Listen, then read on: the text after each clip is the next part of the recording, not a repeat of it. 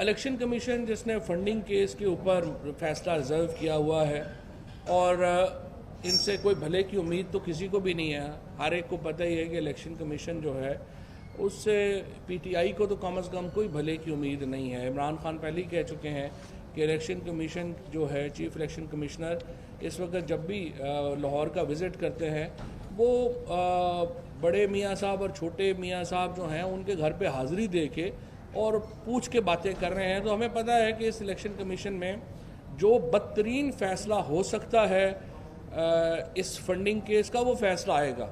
اور تحریک انصاف کے کارکنان کو میں کہنا چاہتا ہوں وہ تگڑے رہیں اور انشاءاللہ تعالی ہم نے اس کا بھی مقابلہ کرنا ہے.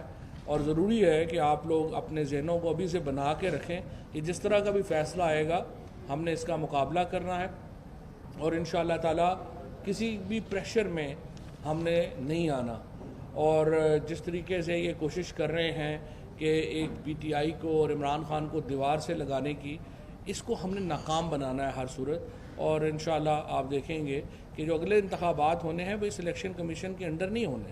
اس الیکشن کمیشن کے انڈر انتخابات ہونے کا مطلب وہی ہے جو آج ہو رہا ہے. آج آپ دیکھیے سندھ میں الیکشن ہو رہا ہے لوکل گورنمنٹ کا، 800 لوگ بلدیاتی الیکشنوں میں 800 لوگ بلا مقابلہ الیکٹ ہو گئے ہیں.